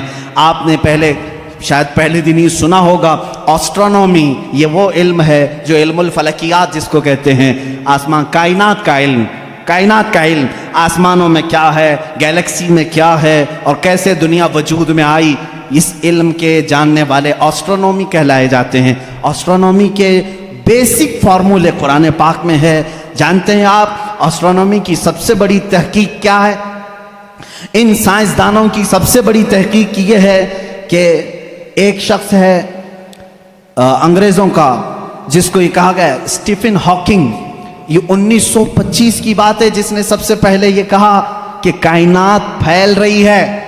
1925 میں 1925 میں سب سے پہلے اس نے یہ کہا میں دیکھ رہا ہوں گیلیکسی میں سٹارز دور دور ہو رہے ہیں اور پھیل رہی ہے یہ کائنات. اس نے وسعت کائنات کا نظریہ سب سے پہلے دیا. اور قرآن کہتا ہے وَالسَّمَاءَ بَنَيْنَاهَا بِأَيْدٍ وَإِنَّا لَمُوسِعُونَ, آسمان کو ہم نے اپنے دست قدرت سے بنایا ہے اور اس کو ہم قیامت تک پھیلاتے رہیں گے. قرآن کہہ رہا ہے اس کو ہم پھیلاتے رہیں گے. اور یہ ہے آسٹرونومی کے لیے یہ جو جس کا نام میں نے لیا ہے اسٹیفن ہاکنگ, اس نے کہا یہ 20ویں صدی کی سب سے بڑی تحقیق ہے, سب سے بڑی تحقیق ہے. مجھے معلوم نہیں 14ویں صدی میں 14 صدی پہلے ہی یہ تحقیق اللہ کے کلام میں آ چکی. عزیزان گرامی, اور یہ آپ کو بگ بینگ کا جو میں نے بتایا تھا فرسٹ ڈے آپ نے سنا ہوگا, اس زمانے میں نہیں بلکہ یہ بگ بینگ کا جو وہ لایا ہے جس نے آسٹرونومی میں جو سب سے پہلے سائنسدان نے کہا کہ پہلے یہ زمین آسمان سب چیزیں ایک ہی تھیں, ایک بڑا دھماکہ ہوا اس سے پوری کائنات پھیلی. ان کا اب جا کر کے یہ نظریہ ہوا کہ ایک بڑا دھماکہ ہوا, اس کے بعد سب چیزیں الگ ہو گئیں, چاند الگ ہوا, تارے الگ ہوئے اور سورج الگ ہوا, زمین الگ, آسمان الگ. اس تھیوری کو قرآن نے خود بیان کیا ہے. اولم یر الذین کفروا ان السماوات والارض کانتا رتقا ففتقناہما. اللہ فرماتا ہے اے محبوب کیا نہیں دیکھتے وہ کافر اب بھی انکار کر رہے ہیں, زمین اور آسمان ملے ہوئے تھے, ہم نے ان کو پھاڑ کر کے الگ کیا. فتقناہما, فتق کہتے ہیں ایسا زور کا دھماکہ ہونا اور جھٹکا دینا جس سے ساری چیزیں بکھر جائیں. اور قرآن نے اس بگ بینگ کا ذکر کیا ہے. یہ اور بات ہے کہ اس کی تحقیقات اور ہوتی رہیں گی. آسٹرولوجی جس میں علم نجوم ہے اس کے متعلق بھی میں نے بتایا تھا کہ ستاروں کے متعلق بلیک ہول کا تذکرہ سورہ واقعہ میں موجود ہے. اللہ فرماتا ہے لا اقسم بمواقع النجوم, قسم ہے ان جگہوں کی جہاں جا کر کے ستارے فنا ہو جاتے ہیں, اس کو آج سائنسدان بلیک ہول کہتے ہیں. یہ آسٹرولوجی ہے. اور بوٹانی جانتے ہوں گے آپ, علم نباتات, پودوں کا علم, یہ ایک پورا باضابطہ ایگریکلچر, اس پر تو یونیورسٹیاں قائم ہیں جس میں پودوں کی نشو و نما کے متعلق تحقیقات ہوتی ہیں. اور قرآن اس کی تمام تفصیلات بتا رہا ہے. وَمِن كُلِّ الثَّمَرَاتِ جَعَلَ فِيهَا زَوْجَيْنِ اثْنَيْنِ, اللہ فرماتا ہے ہر پھل میں ہم نے میل اور فیمیل رکھا ہے. آج کے سائنس کہہ رہا ہے ہر درخت میں میل اور فیمیل ہوتے ہیں. یہ قرآن کے وہ علوم ہے. بوٹانی اس علم کو کہتے ہیں نا. اب میرے پاس اسٹوڈنٹس ہوں گے کوئی ایگریکلچر کے, درختوں کے, پیڑ پودوں کے معاملات کے سلسلے میں قرآن کی ایک نہیں 10 آیتیں میں تمہارے سامنے پیش کروں گا. اس کے علاوہ زولوجی, آسٹرولوجی کے علاوہ زولوجی جانوروں کا علم, حیوانات کا علم, اس علم پر بھی آج کروڑوں ڈالر خرچ کیے جاتے ہیں. زولوجی اور اینیملز کے اوپر ریسرچ کیے جاتے ہیں. زولوجی قرآن میں بیان ہے. تمہیں معلوم ہے وَمَا مِن دَابَّةٍ فِي الْأَرْضِ وَلَا طَائِرٍ يَطِيرُ بِجَنَاحِهِ إِلَّا أُمَمٌ أَمْثَالُكُمْ. ایک سائنسدان ہے, اس سائنسدان کا نام میں تذکرہ نہیں کر رہا ہوں, اس نے سب سے پہلے کہا جانوروں میں بھی انسانوں جیسی کچھ عادتیں ہیں, میں نے ان پر تحقیق کی ہے. اس سائنسدان نے کہا. اور رب تعالیٰ فرماتا ہے زمین میں کوئی جانور ایسا نہیں اور اڑنے والے پرندوں میں کوئی ایسا نہیں. الا امم امثالکم, وہ سب کے سب تمہارے جیسی سوسائٹی رکھتے ہیں, تمہارے جیسی سوسائٹی. ان کے خاندان ہوتے ہیں, ان کے اپنی برادریاں ہوتی ہیں, ایک ہی خاندان کے ساتھ اڑتے ہیں, آتے ہیں, جاتے ہیں. یہ پرندوں کا معاشرتی معاملہ یہ زولوجی کہلاتا ہے, آج کی تحقیق میں ہے اور قرآن میں موجود ہے. قرآن اس بات کو پہلے بتا چکا ہے. صرف پرندوں کی بات نہیں میرے عزیزوں, اس کے علاوہ جو اور بھی اس میں ہے. قرآن پاک میں چونٹیوں کا علم, ایک سائنسدان ہے, اس نے کہا ہے کہ چونٹیاں بات کرتی ہیں ایک دوسرے کو اور یہ سب ایک دوسرے کے کانٹیکٹ میں آ کر کے ہی کام کرتی ہیں. اور قرآن کہہ رہا ہے سورہ نمل پوری چونٹیوں کی سورہ ہے. اللہ تعالیٰ فرماتا حتی اذا اتوا علی واد النمل قالت نملۃ یا ایھا النمل ادخلوا مساکنکم. جب سلیمان علیہ السلام اپنے لشکر کے ساتھ سے گزر رہے تھے تو ایک چونٹیوں کی وادی کے پاس آپ آئے. تو اللہ فرماتا ہے چونٹیوں کی جو بڑی سردار تھی اس نے ساری چونٹیوں سے کہا یا ایھا النمل ادخلوا مساکنکم، اے چونٹیوں جلدی جلدی اندر داخل ہو جاؤ، کہیں سلیمان علیہ السلام کا لشکر تمہیں بے خبری میں روند نہ جائے۔ چونٹی بات کر رہی ہے اپنے تمام افسروں کو یا اپنے سپاہیوں کو، اور یہ قرآن کہہ رہا ہے، اور آج اس پر ریسرچ کرنے والے کو بہت بڑا انعام بھی دیا گیا ہے کہ چونٹیاں بات کرتی ہیں۔ یہ زولوجی میں آتا ہے، جانوروں پر ریسرچ کرنے والے۔ شہد کی مکھی پر ایک بندہ ہے جس نے ریسرچ کیا اور اس کو نوبل انعام ملا ہے، نوبل پرائز ملا ہے۔ اس کا نام واشوین اس طرح سے کچھ ہے، اس کو نوبل انعام ملا ہے۔ اس نے کہا یہ مکھی جو ہے جو چھتے پر آتی ہیں، ان کے اندر ایک کمیونیکیشن ہوتا ہے، ان کے اندر ایک رئیس ہوتی ہے، ایک ملکہ ہوتی ہے، سردار ہوتی ہے۔ پہلے کے جو کتابیں ہیں، شیکسپیئر کی کتابیں مشہور ہیں لٹریچر میں انگلش کے، شیکسپیئر کی کتابوں میں شہد کی مکھی کو مذکر بیان کیا گیا ہے، جیسے اس کے بہت سارے سپاہی ہوتے ہیں، ایک اس میں سردار ہوتا ہے مکھیوں میں۔ لیکن یہ 1975 میں 1975 میں ایک سائنسدان نے تحقیق کر کے بتایا شہد کی مکھیاں کمیونیکیشن کرتی ہیں، ایک دوسرے سے رابطہ کرتی ہیں، اور ان کو ایک ملکہ ہوتی ہے اور وہ آرڈر دیتی ہے اور اس کے آرڈر کے اعتبار سے سب جاتی ہیں۔ اور قرآن میں دیکھو رب تعالیٰ فرماتا ہے وَأَوْحَى رَبُّكَ إِلَى النَّحْلِ أَنِ اتَّخِذِ مِنَ الْجِبَالِ وَمِنَ الشَّجَرِ بُيُوتًا فَاسْلُكِي سُبُلَ رَبِّكِ ذُلُلًا يَخْرُجُ مِن بُطُونِهَا شَرَابٌ مُخْتَلِفٌ أَلْوَانُهُ فِيهِ شِفَاءٌ لِلنَّاسِ۔ اللہ فرماتا ہے تمہارے رب نے شہد کی مکھی کو یہ علم دیا ہے، اور شہد کی مکھی کا جو ورڈ یوز ہوا ہے عربی میں وہ مؤنث یوز ہوا ہے۔ اللہ قرآن میں فرماتا ہے مکھا نہیں مکھی۔ اب تک کہتے تھے کہ مکھی کا جو مذکر ہے وہ اس پہ سب چھتے پر لا کر جمع کرتے ہیں۔ 1975 میں زولوجی اس علم کی تحقیق کرنے والے ماہر سائنسدان نے بتایا نہیں، ساری مکھیاں اس میں سے جو رئیس ہوتی ہے وہ بھی مؤنث ہوتی ہے، اس کے جتنے افسر ہوتے ہیں وہ بھی مؤنث ہوتے ہیں۔ قرآن اس میں مؤنث کے صیغے استعمال کر کے فرما رہا ہے شہد کی مکھی رئیس اپنے ہم نواؤں سے کہتی ہے جاؤ پھولوں کو چوز کر کے لاؤ، وہ آرڈر دیتی ہے اور اس کے بعد وہ لا کر کے اپنے تھوک کو جمع کرتی ہیں۔ اب یہ بھی اس نے 1975 میں یہ بھی ایجاد کیا شہد کہاں سے نکلتا ہے، شہد کہاں سے نکلتا ہے؟ تو بعض لوگوں نے کہا وہ تھوک دیتی ہے منہ میں سے، اب تک تو یہی معلوم تھا تھوک دیتی ہے۔ کچھ لوگوں نے کہا نہیں وہ اپنے فضلات خارج کرتی ہے، جیسے پیشاب پخانہ ہوتے ہیں اس طرح سے وہ نکال دیتی ہے۔ 1975 میں ایک سائنسدان نے کہا نہیں، اس کی بیلی میں سے، بیلی فیٹ جو ہوتا ہے پیٹ کی چربی یہاں سے نکلتا ہے۔ رب تعالیٰ فرما رہا ہے یخرج من بطونها، ہم شہد اس کے پیٹ کی چربی سے نکالتے ہیں۔ زولوجی کی یہ تحقیق 1975 میں ہوئی، اور قرآن عظیم اس وقت فرما رہا ہے ہم شہد کی مکھی کے پیٹ میں سے نہایت ہی میٹھی غذا تمہارے لیے نکالتے ہیں، اس میں اللہ کی نشانیاں ہیں، اور خود مولا نے فرمایا شفاء للناس، اس میں پوری تمہارے لیے انسانوں کے لیے شفا ہے۔ اور اتنا ہی نہیں میرے عزیزو، یہ ڈنک مارے تو زہر ہے، لیکن اپنے شہد کے چھتے میں جا کر چھوڑ دے اپنے پیٹ کی غذا تو دنیا کی سب سے عظیم غذا ہے۔ ایک ہی چیز میں دو چیزیں ہیں، اور اس کے علاوہ جانوروں پر بہت سارے کہ اللہ تعالیٰ فرماتا افلا ينظرون الى الابل كيف خلقت، تم نہیں دیکھتے کہ اونٹوں کو اللہ نے کیسے پیدا کیا؟ تو زولوجی کے سے تعلق رکھنے والے اسٹوڈنٹ سے میں کہتا ہوں اونٹوں کی پیدائش پر تم بھی ریسرچ کرتے ہوں گے۔ آج تقریباً یہ کالجوں میں پڑھایا گیا ہے زولوجی کے اسٹوڈنٹس کو کہ تمام مخلوقات میں اونٹ کی تخلیق ایک سب سے الگ ہے، اس لیے کہ اس کے اندر ایسا مادہ ہے 1 مہینے تک بغیر کھائے پیے زندہ رہتا ہے، پانی جمع کر لیتا ہے، اور رب تعالیٰ فرما رہا ہے سارے جانوروں میں اس کی تخلیق الگ کی گئی ہے، تم نہیں دیکھتے اونٹوں کی طرف۔ قرآن پاک میں زولوجی کا ایک پورا چیپٹر مجھے الگ کر کے آپ کو بتانا پڑے گا، بہت ساری چیزیں، پرندوں کا علم، چیونٹیوں کا علم، حتیٰ کہ اللہ تعالیٰ نے مکڑی کے متعلق بھی بیان فرمایا مکڑی کا جالا اتخذت بیتا وان اوہن البیوت لبیت العنکبوت۔ اللہ فرما رہا ہے دنیا کے گھروں میں سب سے کمزور گھر مکڑی کا ہوتا ہے۔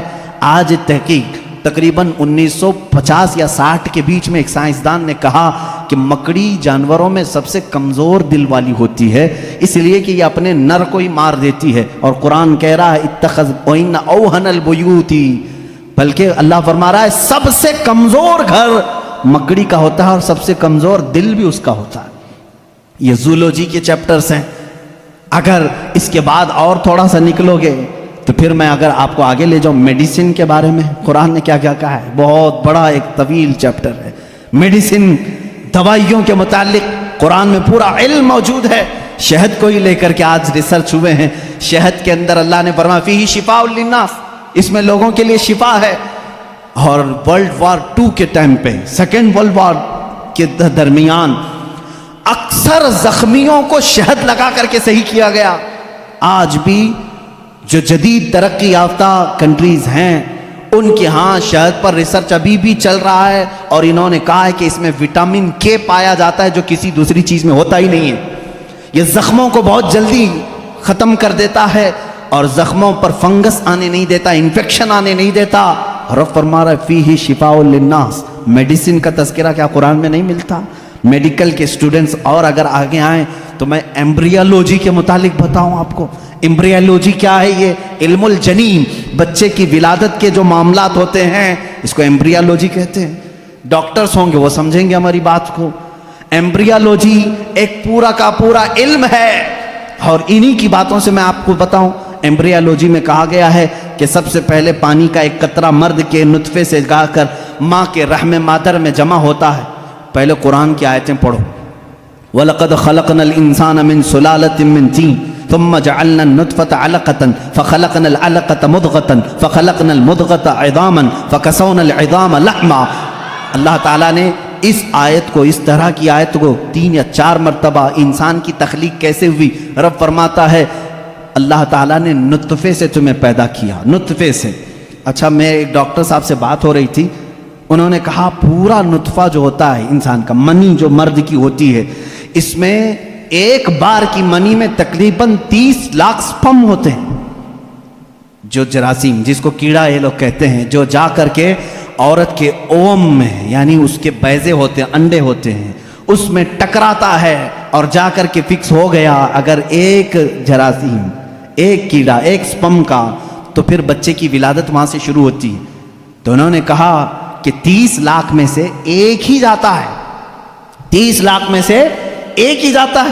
اور رب تعالیٰ کے اس کلام پر قربان جاؤ، اللہ فرماتا ہے سلالۃ من ماء مہین، کہ جب تم نطفہ ڈالتے ہو تو بہت سارے پانی میں سے جو اصل ہوتا ہے مولا اسی سے پیدا کرتا ہے۔ سلالہ کہتے ہیں سب سے قیمتی چیز، اس میں سے جو اصل ہے اسی سے پیدا کرتا ہے۔ 30 لاکھ اگر سپم میں جراثیم آئے ہوں، صرف ایک ہی سے پیدا کیا جاتا ہے۔ پھر اس کے بعد اللہ تعالیٰ نے فرمایا ہم اس کے ذریعے سے علقہ بناتے ہیں۔ علقہ کیا ہے؟ مضغہ کیا ہے؟ علقہ بستہ خون ہے، بستہ خون مطلب خون جیسے ہوتا ہے۔ میں نے ایک ڈاکٹر سے پوچھا اس میں ہی انٹرنیٹ پر، تو انہوں نے ایک تحقیق مجھے بھیجی کہ ایمبریالوجی کے شروع کے دنوں میں یہ ہوتا ہے کہ جیسے جونک ہوتی ہے نا، جونک ایک کیڑا ہے، چپک جائے تو چھوڑتا نہیں ہے، تو علقہ قرآن میں ذکر ہے، میں اس پر پڑھ رہا تھا۔ علقہ جیسے چنگم والی چیز ہوتی ہے، چپکنے والی، اگر خون کے چپکنے والے حصہ کوئی بن گیا تو اس کو علقہ کہتے ہیں۔ اور آج ڈاکٹرز کہہ رہے ہیں نطفے کے بعد اگر سب سے پہلے بچے میں کچھ بنتا ہے تو وہ گم ٹائپ کا ایک خون بنتا ہے، جس کو قرآن بتا رہا ہے۔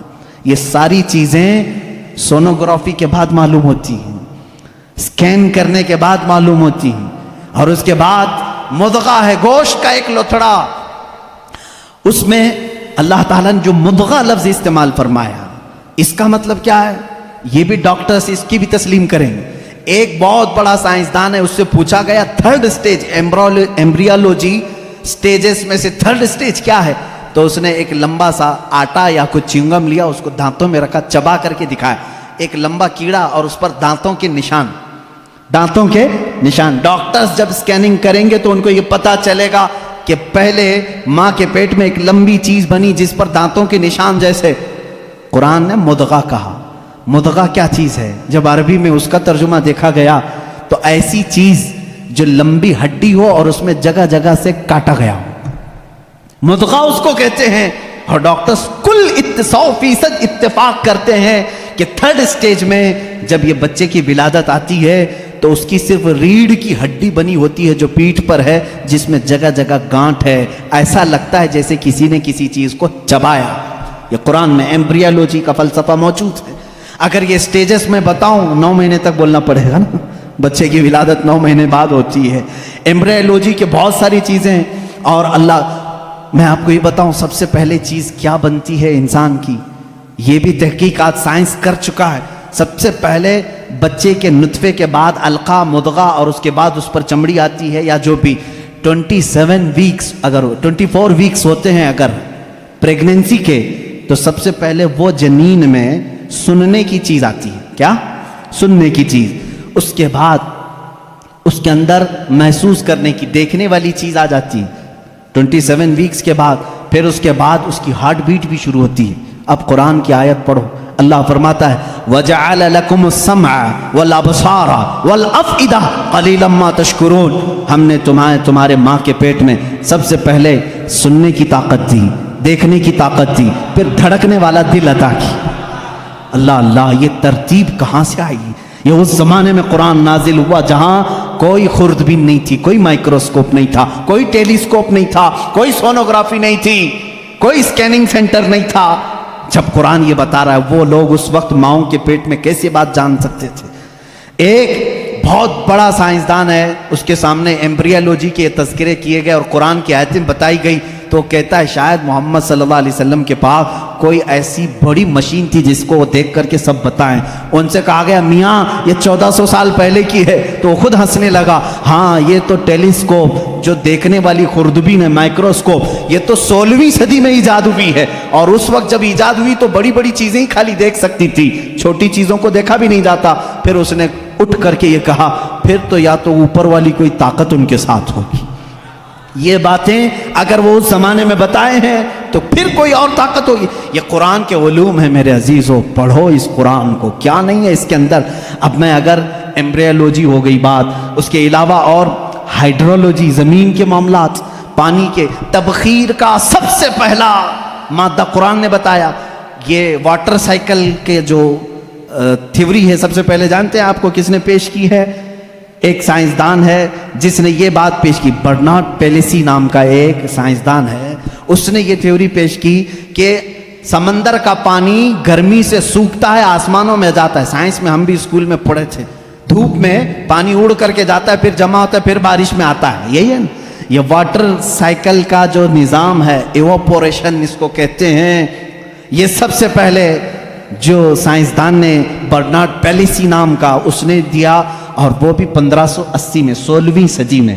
اب آؤ قرآن کیا کہتا ہے؟ قرآن کہتا ہے وَالسَّمَاءِ ذَاتِ الرَّجْعِ وَالْأَرْضِ ذَاتِ الصَّدْعِ، وہ آسمان جو ہر چیز کو واپس پھر سے کھینچ لیتا ہے. پانی ہم برساتے ہیں اور پھر اس کو لوٹا دیتے ہیں. یہ ایواپوریشن کا، واٹر سائیکل کا جو مسئلہ ہے، یہ جو فنڈا ہے، یہ قرآن میں موجود ہے.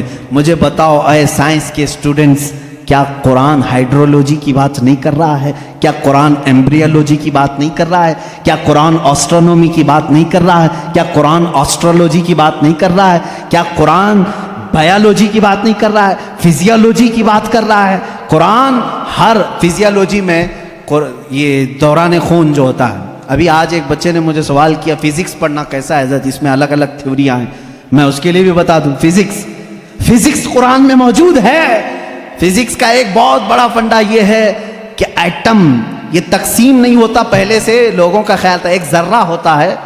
14 صدیوں تک لوگ یہ مانتے تھے ایک لاسٹ کوئی چیز ہوگی، اس سے لاسٹ تو کوئی کچھ نہیں ہوگا نا. جیسے ذرہ، ایک چھوٹا سا ہلکا ذرہ، وہ نہیں تقسیم ہوگا. فزکس والوں نے یہ ثابت کیا نہیں، ذرہ بھی تقسیم ہوتا ہے، ایٹم کو بھی تقسیم کیا جا سکتا ہے، ڈیوائیڈ ہو سکتا ہے. یہ فزکس کا فنڈا ہے، یہ فزکس کی تھیوری ہے. اور قرآن کہتا ہے لا يعزب عنه مثقال ذرة في السماوات والارض ولا اصغر من ذلك ولا اکبر الا في کتاب مبین. اللہ فرماتا ہے ذرے کے برابر بھی کوئی چیز اللہ تعالیٰ قیامت کے دن چھوڑے گا نہیں.